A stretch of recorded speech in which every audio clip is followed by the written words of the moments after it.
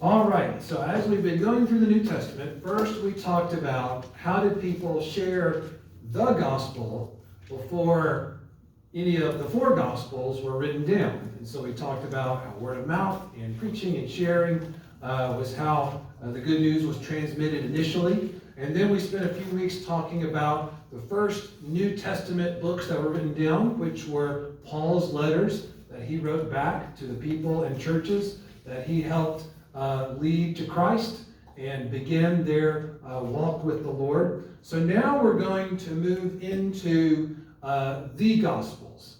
And we're going to talk this week and next week about the different Gospels, each individually and together as a whole, and how they came together. So to get us thinking, I'm going to first read Luke chapter 1, verses 1 through 4. And this is Luke's introduction to his gospel.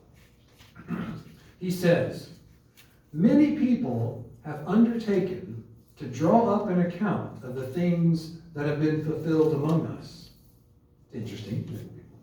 "Just as they were handed down to us by those who from the first were eyewitnesses and servants of the word.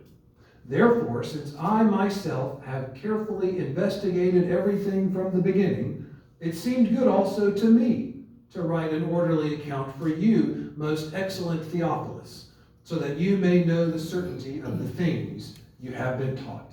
So we appreciate Luke feeling compelled, as he has learned all about Jesus' life, to put those down on paper and down on scroll so that it might be preserved even for us today. So as we get started, let's talk about just the word gospel. And the word gospel is a translation of a Greek word, euangelion, and it just means literally good news. So that's the Greek word where we get our English word gospel. It means good news. And back 2,000 years ago, kind of like Luke implied, there were dozens of gospels, stories of Jesus, what he did, things he said, that people had written down or had heard from others and wanted to write down and wanted to keep or pass around in the 1st and 2nd centuries AD. But only 4 of them, Matthew, Mark, Luke, and John, were accepted as authoritative and truly inspired by God. So the church leaders kind of saw all these different writings on the life of Jesus and the teachings of Jesus, and they said, we believe that Matthew, Mark, Luke, and John are the ones that are special and are holy and are worth preserving. So they were the ones, those 4 only, were the ones approved in the official New Testament during the 4th century when the church leaders said, we need to let everyone know which books we believe are holy, God-inspired books, because there's a lot of other, helpful writings and advice books that are floating around out there, and we need to tell them that these are the ones to focus on. And today we're going to talk about Matthew, Mark, and Luke. And those are often called the Synoptic Gospels. Here's your vocab word for the day. So the Synoptic Gospels are Matthew, Mark, and Luke. And that word synoptic comes from another Greek word which means having a common view. And the reason these 3 Gospels are talked about together, Matthew, Mark, and Luke, is that many of the passages and the stories, and even the very words used to tell these stories, are exactly the same. And in some Bibles, it's really helpful, like if you read the feeding of the 5,000 or one of Jesus' other miracles, at the top, if you're reading it in Matthew, it might say, see also Luke such and such or Mark such and such, because those stories will also appear often if it's in Matthew, there's a good chance it's in Mark, and there's a good chance it's in Luke. So that's why these three, Matthew, Mark, and Luke, are kind of grouped together, and they're given this name, the Synoptic Gospels, because there's so much in common. So I've got a great handout to hand out. On the front, it gives a little summary about each of the four Gospels, kind of when they were written, who wrote them, and what makes them kind of stand out. Just so you can have these as a reference. So we'll talk about this front first.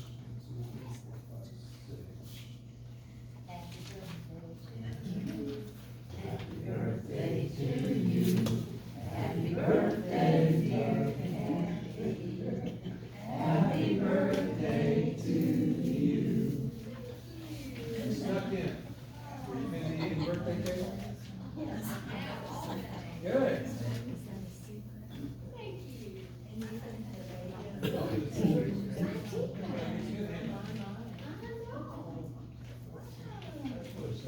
Just in time? Good.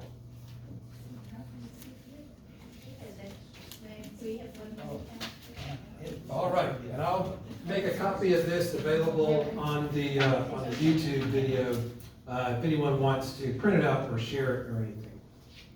So just to go over the front really quickly, you can see that Bible scholars think that Mark was written down first of these four around the 60s AD. And Mark was a Jew traveling with Paul and Barnabas. He was a cousin of Barnabas.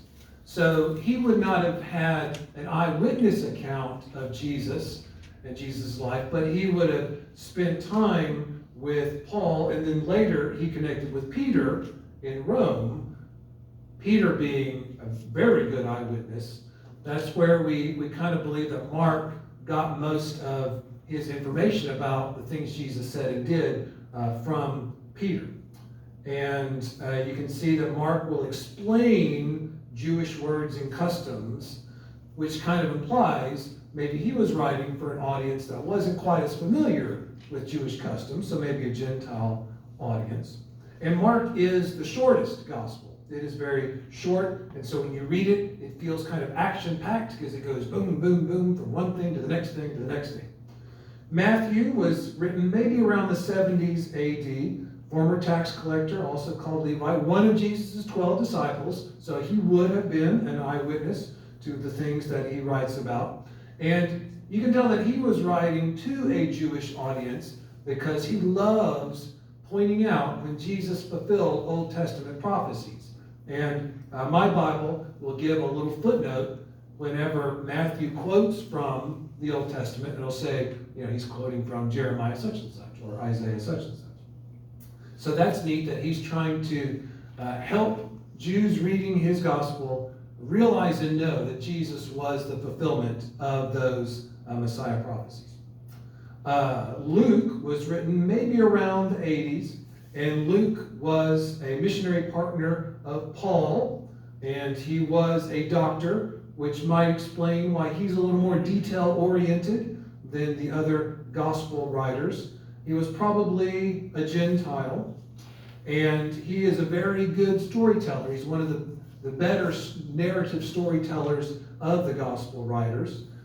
He's big on chronology and kind of cross-referencing historical figures to help people kind of place when things are happening.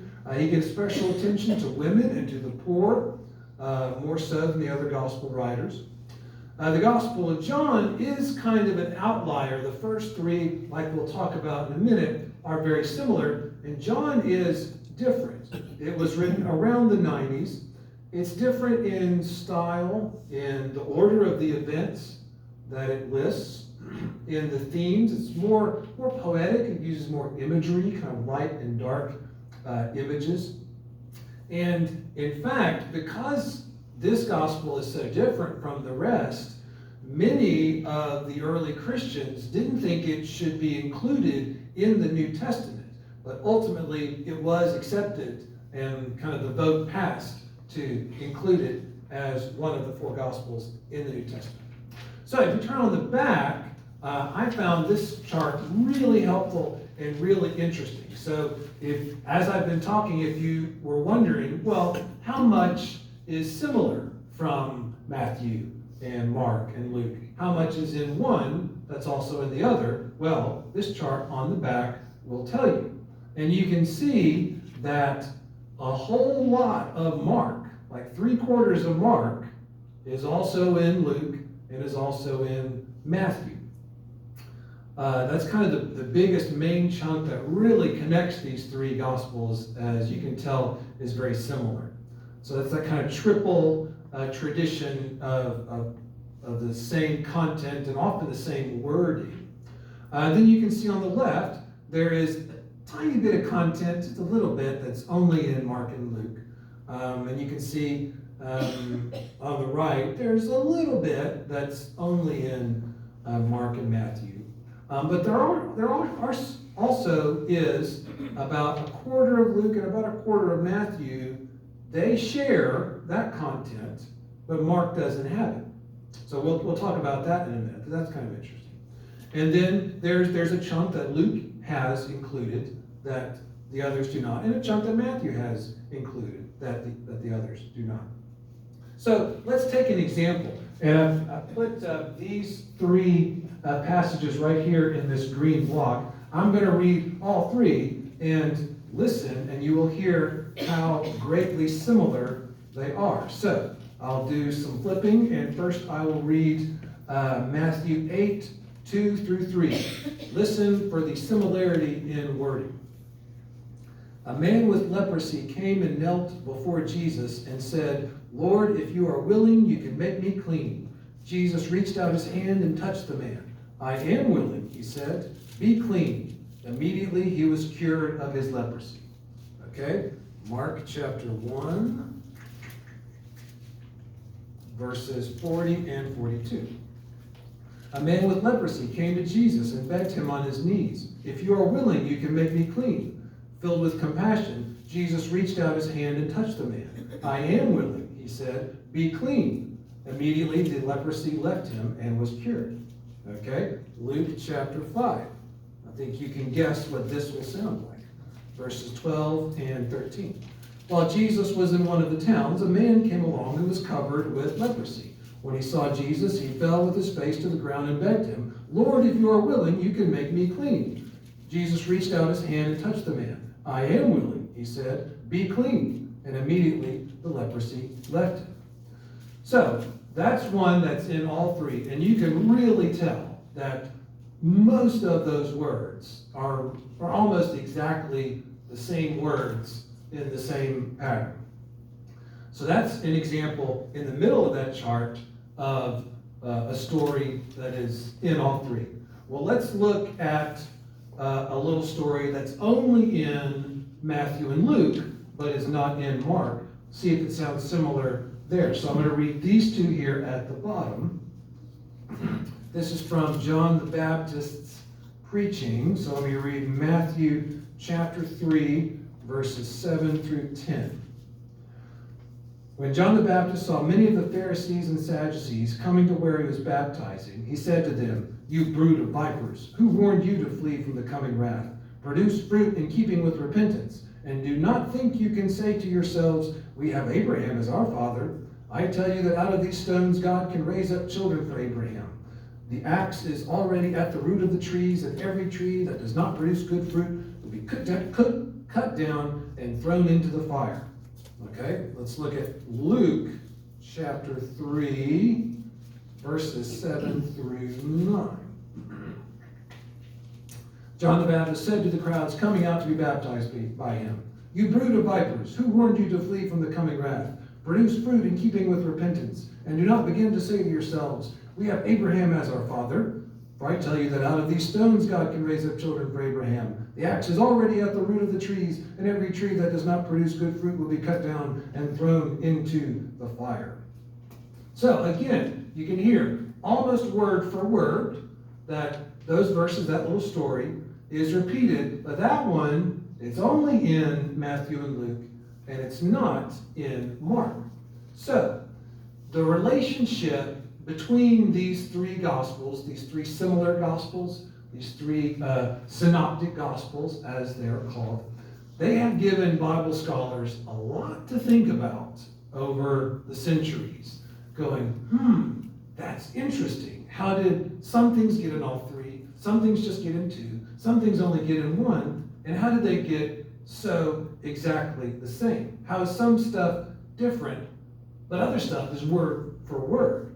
And so, over the centuries, Bible scholars have come up with different theories about maybe how this gospel writer got their stories and wrote them down, and other theories. So there has been a lot of those kind of theories over the centuries. And some might disagree with each other. And every few hundred years, a new kind of theory of where the gospel writers kind of got their information might come up. But here is the most popular theory from Bible scholars. It's not agreed on by all of them, but it seems to be the most popular. And when you think about it, it does kind of make sense. So, think about it this way. Even if two people were eyewitnesses to the same event, like the same day, or they were both at the same party, or went to the same camp one week, one summer, if they both sat down 40 years later in different countries and didn't talk to each other and wrote down what had happened that day, well, you can imagine that they would use a little different wording to tell that story. They would tell the same thing, like, this is what happened when we were at camp this week, or this is what happened that day. But, 40 years later, I'm going to use different words than Dale might use, or different words than Kathy might use, even talking about what we did at church last Sunday. I'm going to use different words than Deanna or Pat or, Cecil. We'll just kind of have our own kind of words that we use to describe the same event. And yet, like, some of that wording is really, like, beat by beat, the same as we heard.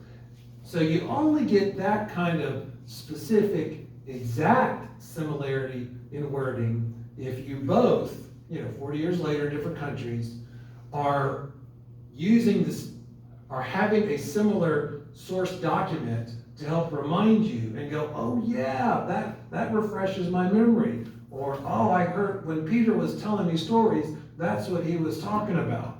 And so the theory is that they must have had a similar source document that helped refresh their memory or kind of flesh out the good news story that they were using. So one of the theories is that the Gospel of Mark was written the earliest, and that Matthew and Luke, 10 to 20 years later, both had a copy of Mark sitting on their desk. And Matthew, who was an eyewitness, could have read it and said, oh, that's a great way to say that. I remember that day, and he said it really well. I'll use those words. And Luke, from another country, at another time, also might have had a copy of Mark, and he might have read it and gone, oh, I need to include that as well. That's a really great way to say that. So I will include that same story. So that's one theory on why the words would be so similar, is that both Matthew and Luke had a copy of Mark already. It either jogged their memory or it helped kind of flesh out the story of what had happened 40 years before. But then maybe the next part of the theory, since you see from the chart that there is a big chunk of Luke and Matthew that Mark does not include, but there's about a fourth of Luke and a fourth of Matthew that is the same between them, but Mark doesn't have. So one theory is that maybe there was another record of Jesus' sayings and Jesus' teachings that Matthew and Luke had a copy of, but it has been lost to history, or archaeologists haven't discovered it yet, or it's still buried or in a cave, or protected or hiding somewhere. That maybe they had this other record of Jesus' sayings, and maybe that's how like that John the Baptist speech I read, maybe that's how those words got to be so exactly similar, even though the two writers were writing at different times in different countries. So for that theory, it was thought of by German theologians, because 100 years ago, 200 years ago, it was German theologians that were really thinking hard about this. And they theorized that maybe there was this other source of Jesus' sayings that Matthew and Luke used. And the word for source in German is this word, Quelle.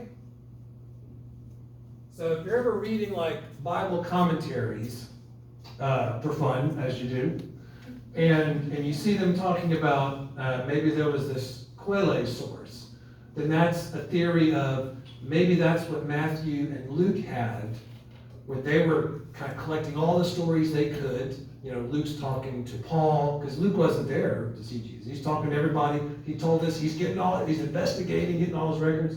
Maybe there was this other record of Jesus' sayings that they had found, and we just don't have copies of it today. Maybe. So Quelle equals source, and sometimes for shorthand they'll just call it Q, because it sounds cool. Q. Maybe Matthew and Luke had Q. So that's only a theory. It's an interesting theory, but it's only a theory because no copies have been found. But it kind of makes sense. And maybe since Luke and Matthew took that record of Jesus' sayings and then included Mark's gospel and other stories that Matthew remembered himself, or other stories that Luke had heard from Paul, maybe the Q document, like it wasn't copied or kept as much because Matthew and Luke are so much of a better record. I don't know. That's part of the theory. So I'm interested in hearing what you think. What do you think about this relationship, this interesting relationship between these three Gospels? Do you have any ideas? Do you have any of your own theories or thoughts about maybe which order they were compiled in, or sources? What do you think? Is something you've thought about before, or you've noticed? Have you noticed these similarities before?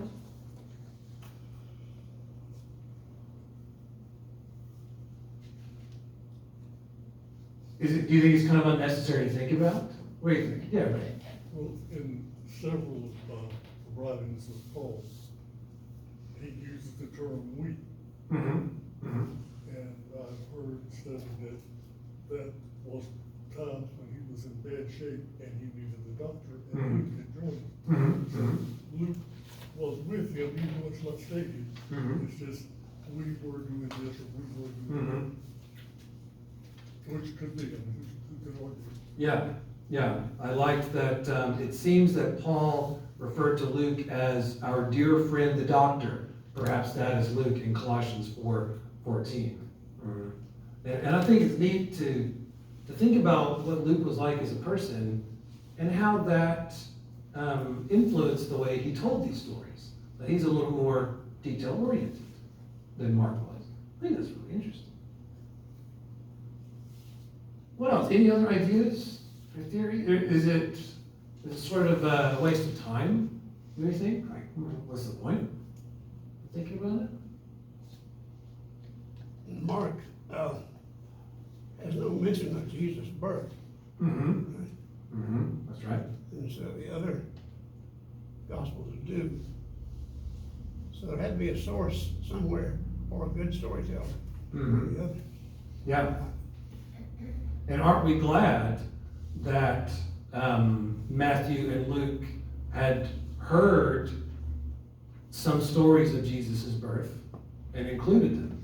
And they're both different. Matthew's story of Jesus' birth has different parts of what we call the Christmas story than Luke's account of Jesus' birth. So when we tell the Christmas story, we kind of scoop them all together and put them all in the one little manger ornament that sits on our mantle or hangs from our tree. We kind of include the wise men that Matthew told us about, and the shepherds and the angels that Luke told us about. And so we can, squeeze them together into one ornament.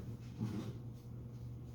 But yeah, those even though they're birth stories, they include different pieces. And when Matthew and Luke give Jesus' genealogy from King David to Joseph, some of the names are different. Like the list of names of Jesus' ancestors in Matthew is a little different than the list of names of Jesus' ancestors in Luke, which is interesting. Yeah. Bill. I mean, we could talk forever on this. Mhm.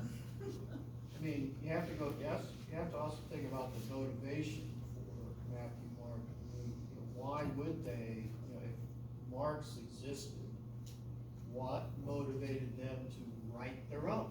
Mhm. Was it, they had a different perspective, they heard a different story, they were trying to get to a different audience? A lot of times they talk about the Gospels are to a specific audience. Matthew was more to a Jewish audience, Mark was more to a Gentile. Mhm. Luke was more of a historian, so he had a whole different tack, but there's that motivation. We have a very good friend of ours we went to seminary with, who's a major apologist now, and he believes in an early Mark Mhm. writing, like 40. Interesting. He's decided that. I mean, you can look at the language change in that 30 or 40 year period, and one's using a later language and one's using an earlier language. I mean, Interesting. it gets very complicated, Mhm. complicated, but I think, for me, it's kind of like, what is the motivation? What is the audience? What are they trying to convey? Because if there was just there was a complete record out there, why would you write your Mhm. own? One's a witness and two are not. Mhm. So. Mhm. Yeah, is that? And this might be a final question, but some of them might have known each other, or the relatives of Mhm. each other, Mhm. and got together and really wanted to do something with this information. Yeah. And when you read it, that's kind of, I don't know, I'm kind of a dreamer sometimes, but it does look like they must have at some part of their families knew each other. And so it got passed down with stories. Yeah, I do wonder, especially if maybe Mark and Luke crossed paths at some point, since both of them spent time traveling with Paul. Mm-hmm. Yeah. We have a book you probably have seen, it's called Gospel Parallels, which takes all three of those Gospels and lays it out verse by verse, going through the whole process. You can see who matches up, who's missing, and you can read the difference in how they viewed the particular event. It's really kind of interesting. Yeah. To go through that. It's really interesting. I like doing that, and I can't explain why I like it, but it just seems to help me understand a little deeper these gospel writers and what they were doing, and that they brought their own helpful perspective to it to help us flesh out and get a bigger picture. Because what if they thought, oh well, Mark did a pretty good job, we'll just let it go. We miss out on all the great material that is not included in Mark. Because Mark was like, he's like Joe Friday. He's like, just the facts, man. He's like, boom, boom, boom, we're doing this, and then Jesus did this, this. So I like kind of thinking about, when Luke was writing with his quill or whatever, and seeing how they compare. I was getting ready for the sermon this Sunday is Palm Sunday, when Jesus rides into Jerusalem, and we've been reading Luke verses the past few weeks, so I chose Luke's telling of Palm Sunday, the triumphal entry.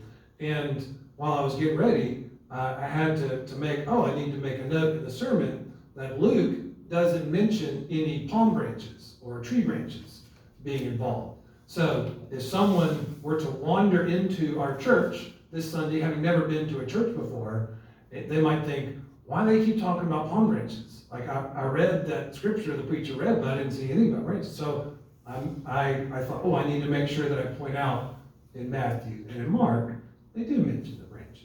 and to kind of have all those informing us at the same time. Yeah, because Isn't it something like detective work?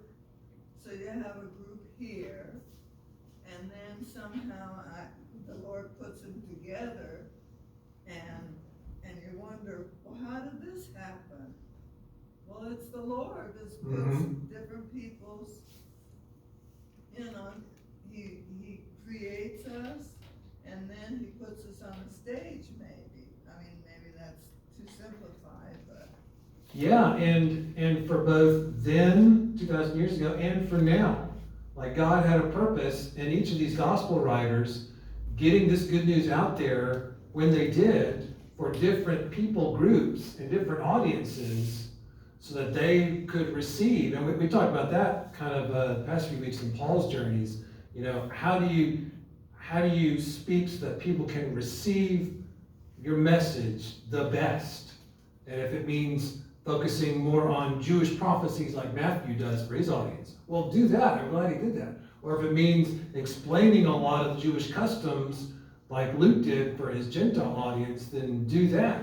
And for me, it kind of like fleshes out and gives me a deeper understanding of these real people in a real time with a real kind of audience, and not just seeing the Gospels or the Bible as just kind of, really good words on the page that I'm holding, but this story, this old story that really involved real people and real writers and audiences that made a difference, a cool difference 2,000 years ago, and continues to make a difference now. And I think that's really neat.